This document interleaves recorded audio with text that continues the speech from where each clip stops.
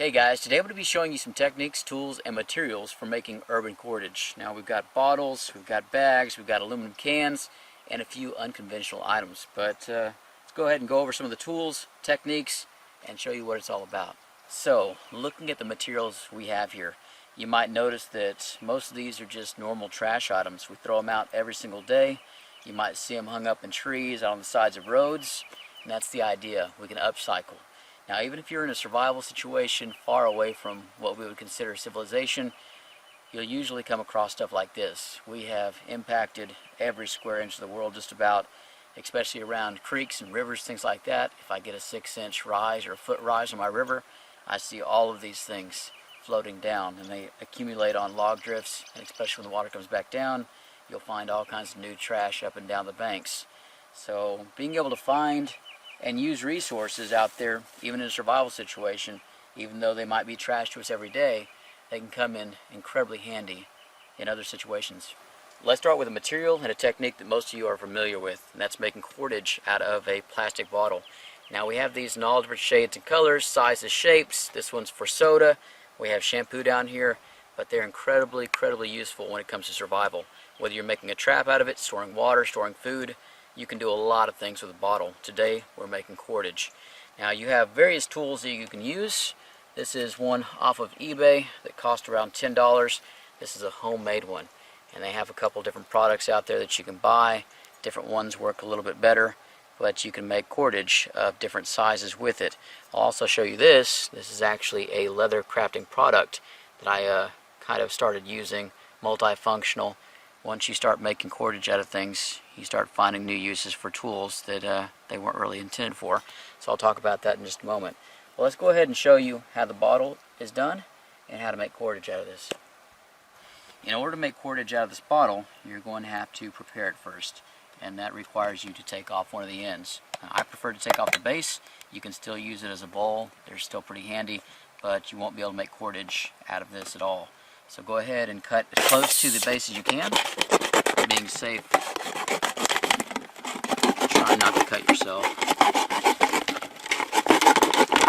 You want to take it all the way off.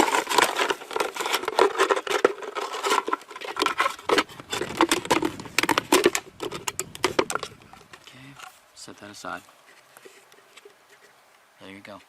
Now that I've removed our base, notice that I've started out our cordage with my knife. I've given myself a couple inches at the thickness that I want the cordage to be, and that'll make it a lot easier to feed into the bottle cutter. All we have left to do is to get our bottle cutter ready, and that comprises of straightening out this metal rod. Now, it's not the most durable design, but it's there so that you can slide the bottle on, keeps it straight as you pull it through and make your cordage. Now the way this one works is that we have 3 notches across here, 3 different sizes from small to large, and that'll determine the thickness of your cordage as you feed the bottle through. On the underside of this L bracket, you're going to see a blade. Again, this is very homemade. There are other designs out there, but it works. But what that means is that it's guarded, and you're not going to be able to feed your finger in there. It's not going to cut you up. It's a pretty safe design. You need to remove the cap off of your soda bottle. Set that off to the side. You won't need that. Feed the wire through the interior of the bottle, and we're going to line up the beginning of that cordage with whichever slot, whichever size cordage you want to make.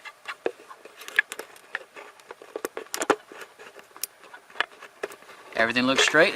All we need to do now is make sure that we are firmly grasping the bottle cutter, and we're going to start pulling that tail end of cordage on through.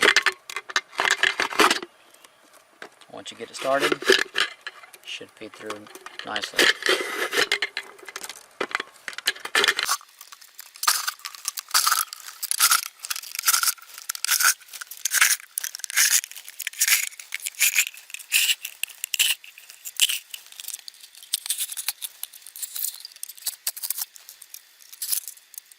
There you go.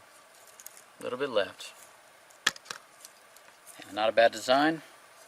You can definitely find some better ones out there that you can continue to resharpen as you use them.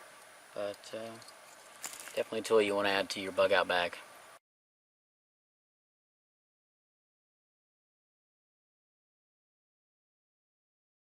So take a look.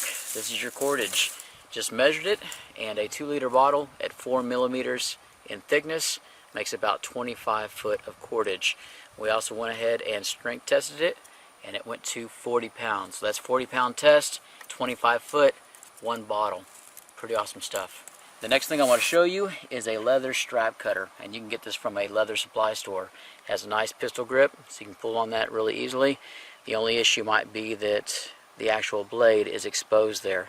Now this is commercial, so you can pick it up in a lot of different places. It also means that you can replace the blade very easily. So you keep a couple extra blades and you'll be in good shape. You also have all these denominations of numbers, and it'll slide back and forth, and you can get any size cordage you want out of it. Now what I want to do is use this on a road cone. Alright, I'm not saying go out and steal road cones, but every once in a while one gets run over too bad. You can pick them up at Lowe's. You have them laying around.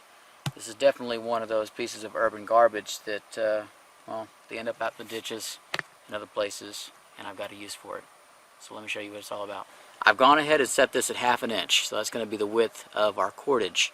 I've also gone and removed the top of this cone, and I've done that because there's a bit of a lip, it gets thicker, and it's really hard to get this thing started out. And getting started with this is really the trick.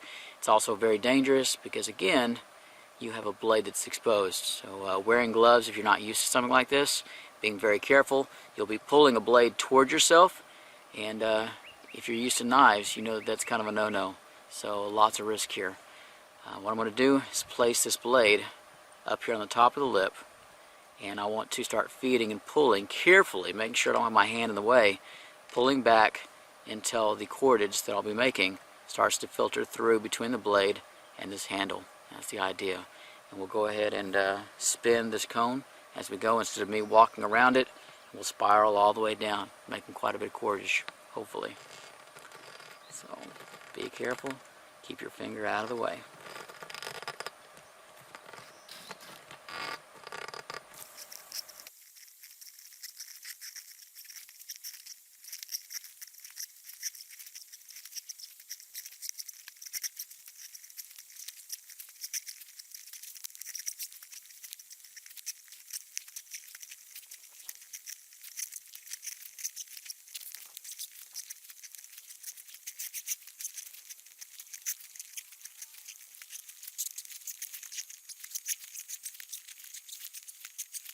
Okay,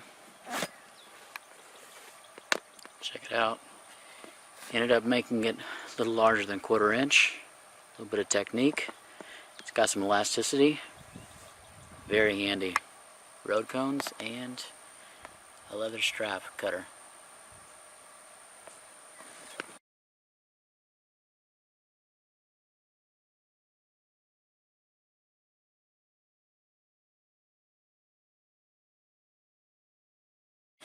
Next up is going to be our aluminum cans.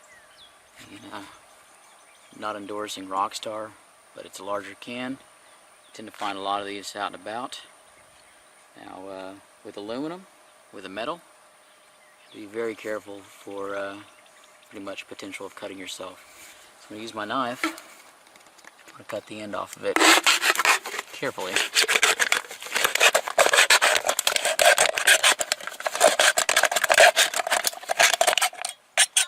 Again, sharpen your knife. Dull knives are going to get you in trouble. And do not put excess force where if you slip, you end up cutting yourself. Bottom's off.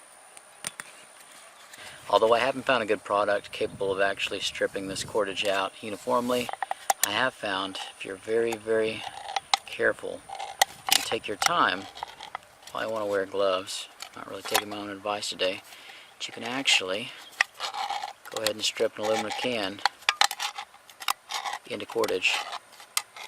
Now it's not going to be stuff that you can tie knots out of per se, but it will be really good for lashing and fixing things. And there are no shortage of aluminum cans out there floating around or blowing in the breeze. So practice. Be careful.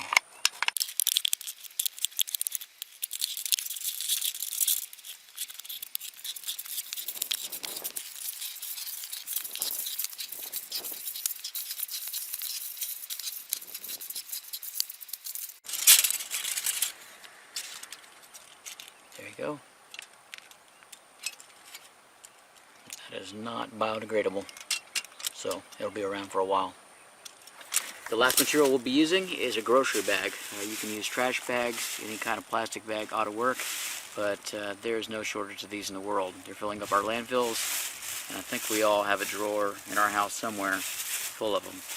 Now we're going to be twisting this into rope, and you can go ahead and strip this down, make lots of thin strips. I'm simply going to take a knife and I'm going to cut down almost to the end of it, pretty much almost cutting it in two all the way down. And you kind of want to have both sides, both pieces, uniform. Okay, so same thickness, just like that. Once you have your bag cut in half, go ahead and find the middle, line them up. I'm going to take the piece of bag closest to me, and I'm going to start twisting it towards the inside. Okay, just like that. Once I've got it twisted a little bit, go ahead and take this far bag, push it over, making the twisted bag the new far bag. And the one closest to me, I'll begin twisting just as I did before. Just like that. Once I have it twisted up real nice, same thing. Take that far bag, bring it towards me, up and over, lock it off again, twist towards the inside. And you're just going to keep on repeating this. You get faster and faster.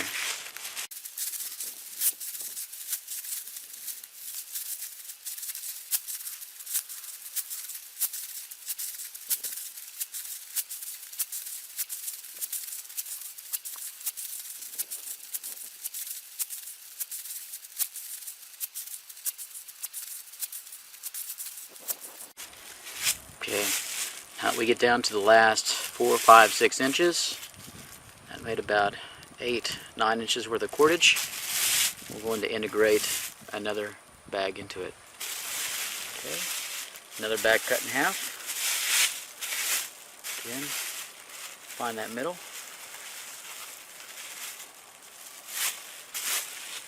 We'll put the middle right there. One leg, second leg. I'm going to start twisting in the new bag into what's left of your original. This one's real tight. I'll throw both, old and new, over the top. Continue as before.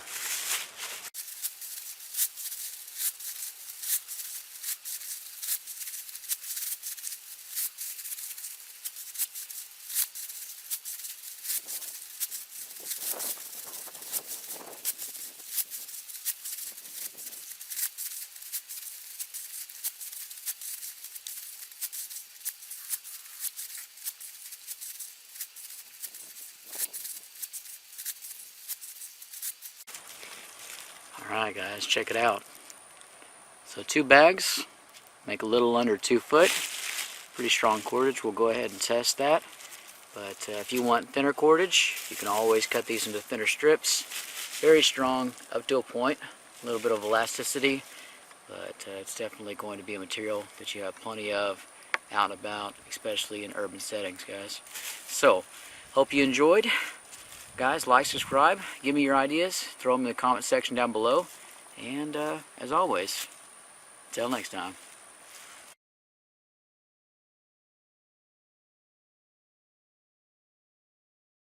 One more thing I want to mention is when you are making cordage out of these bottles, a lot of shampoo, conditioner, stuff like that will have stickers as labels. If you need some tape and in a bind, you can simply peel that off and you're good to go.